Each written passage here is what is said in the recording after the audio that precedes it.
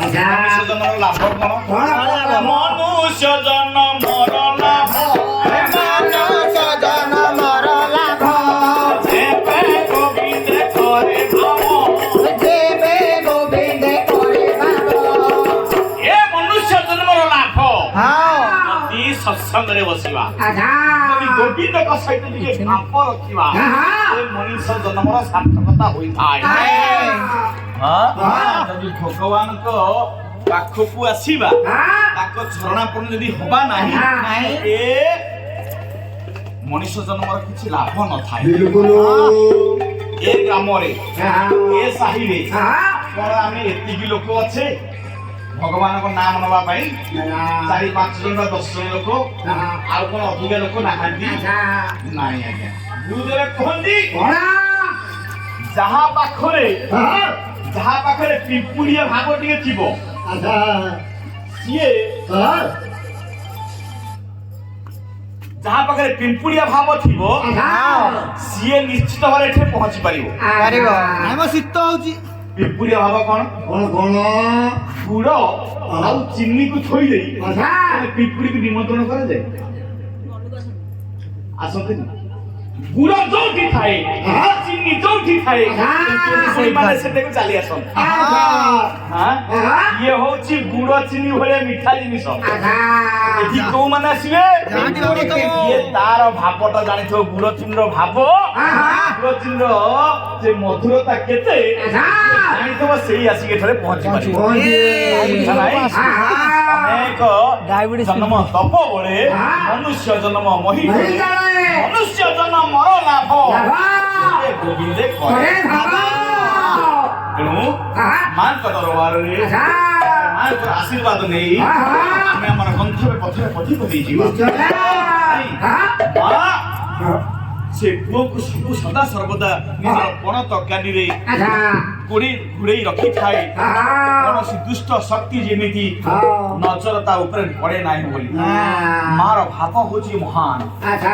ଚାଦରୀ ସର୍ବଭୂତେଷୁ ଶକ୍ତି ରୂପେଣ ସଞ୍ଚିତା ନମଃ ତସ୍यै ଚାଦରୀ ସର୍ବଭୂତେଷୁ ମାତୃ ରୂପେଣ ସଞ୍ଚିତା ନମଃ ତସ୍यै ତାର ଭାବଟା ହଉଛି ମହାନ। ଫୁଲଠୁ କମଳ ଜହ୍ନଠୁ ଶୀତଳ କଳ ମମତା କୋଳ ମମତା କୋଳ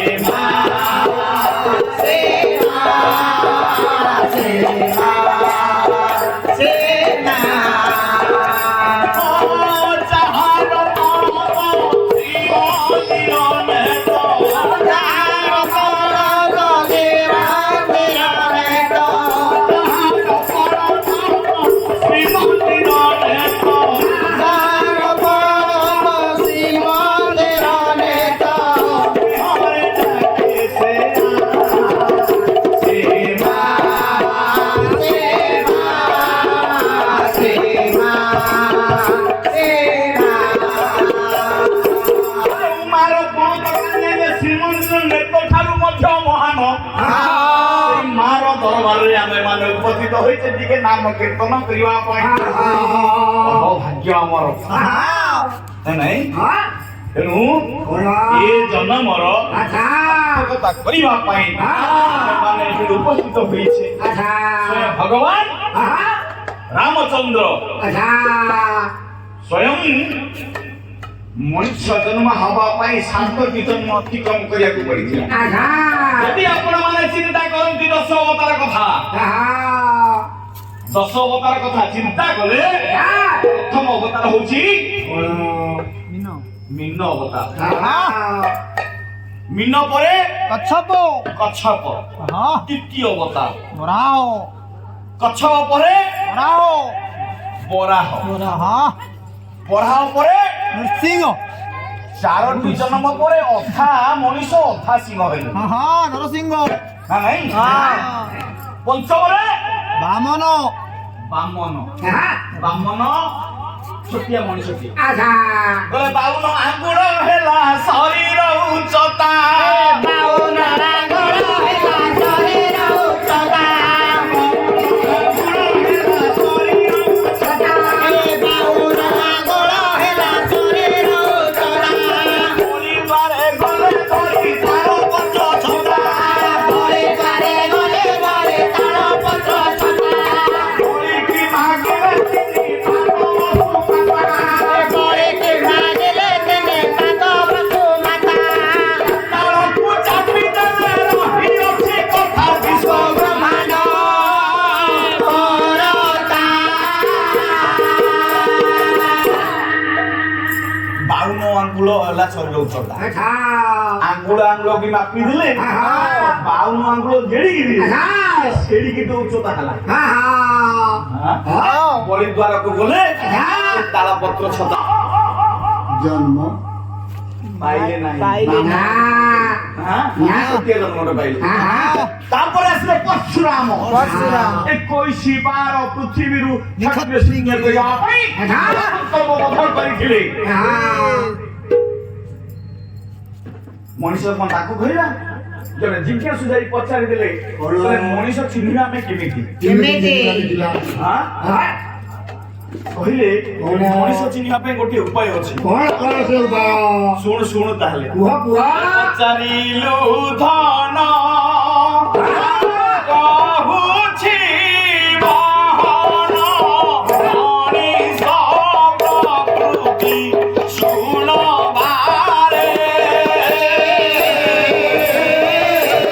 ପ୍ରକୃତି ଶୁଣ ବାରେ ଶିବ ସତ୍ୟ ସାଥୀ ଦୟା କ୍ଷମା ପ୍ରୀତି ଈଶ୍ୱର ବିଶ୍ୱାସ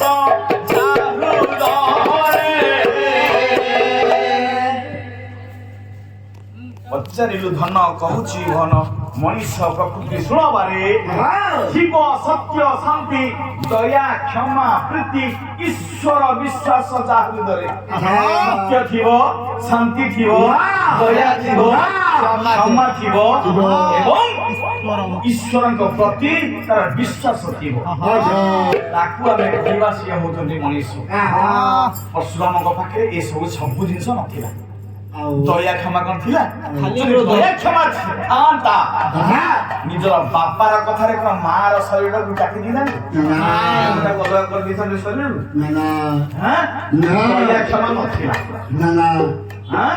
କିଏ ଚାଲିଗଲା 6ଟି ଜନ୍ମ ସପ୍ତମ ଜନ୍ମରେ ଜନ୍ମ ଅତିକ୍ରମ କଲା ପରେ 7ଟି ଅବତାର ଯେତେବେଳେ ହେଲେ ଯାହାକୁ ଆମେ କହିଲେ ମର୍ଯ୍ୟାଦା ପୁରୁଷ ରାମଚନ୍ଦ୍ର ତାଙ୍କ ପାଖେ ସତ୍ୟ ଥିଲା ତାଙ୍କ ପାଖେ ଶାନ୍ତି ଥିଲା ତାଙ୍କ ପାଖେ ଦୟା ଥିଲା ତାଙ୍କ ପାଖେ କ୍ଷମା ଥିଲା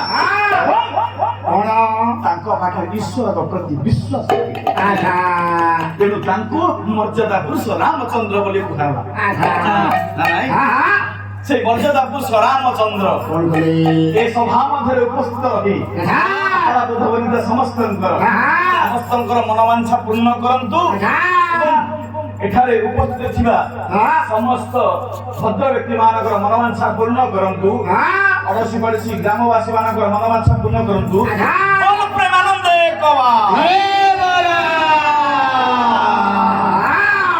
ଆମେ କୀର୍ତ୍ତନୀ ଆସିଛେ ଆମେ କୀର୍ତ୍ତନ ହରି ବୋଲ ଦେବା କୀର୍ତ୍ତନ ଆସିଲେ ଆମେ କୀର୍ତ୍ତନ ହରି ବୋଲ ଦେବା ଭାଇମାନେ କି ହରି ବୋଲ ଦେବା ନା ଭାଇମାନେ ଯେତିକି ସମୟ ଆପଣ ଏଠି ଉପସ୍ଥିତ ଅଛନ୍ତି ସେଇ 5 ମିନିଟ ହଉ এই 5 ମିନିଟ ଆପଣଙ୍କ ଟୋଟାଲ ବୟସରୁ ମାଇନସ ହଉଛି ଏ ମାଇନସ ବୟସଟି ଯଦି ପ୍ରଭୁଙ୍କ ପ୍ରତି ଏ 5 ମିନିଟ ଲାଭ ଲଗେଇଦେବେ ନା ତା ଫଳ ନିଶ୍ଚିତ ଭାବେ ମିଳିବ ଏଥିରେ ନିଜେ ମାତ୍ର ସନ୍ଦେହ ନାହିଁ ଆପଣ 4-5 ପିଲା ଅଛନ୍ତି ଚାରିଟା 5 ପିଲା ନାହିଁ ନା ନା ତେଣୁ ଅନେକ ପିଲା ଅଛନ୍ତି ହଁ ଆମର କୀର୍ତ୍ତନ ଗଣେଶ ଭାଗବତ ପଠାଣ ଗୋଟେ ପଦ ଲେଖିଲେ କଣ କହିଲେ କୀର୍ତ୍ତନ ହଉଥିବା ଜାଗାରେ ବାବା ତୁ ଯଦି ଟିକେ ଶୁଣିକି ଯଦି ସେଠି ନ ବସିବୁ ତାହେଲେ ତୁ ଅନ୍ତିମ ସମୟରେ ନିଶ୍ଚିତରେ ଭୋଗ ଭୋଗିବୁ କହିଲେ ଗୋଟେ ପଦ ଛାଡ଼ିଯିବ ହିପି କଟିଙ୍ଗି ଚଙ୍ଗ ଚଙ୍ଗ ଟୋକା ମିଟିଙ୍ଗି ହିପି କଟିକି ଛାଡ଼ିଯିବ କିନ୍ତୁ ଚଙ୍ଗ ଚଙ୍ଗ ଟୋକା କୀର୍ତ୍ତନ ହଉଛି ଚଙ୍ଗ ଚଙ୍ଗ ଟୋକା ମିଟିଙ୍ଗି ଛାଡ଼ିଯିବ ହିପି କଟିଙ୍ଗି ଚଙ୍ଗ ଚଙ୍ଗ ଟୋକା ମିଟିଙ୍ଗି চেষ্টা রক্ষি তু পকাইবু হেতু চোখা বদলে ভাগবত মনরে পড়ি পড়ি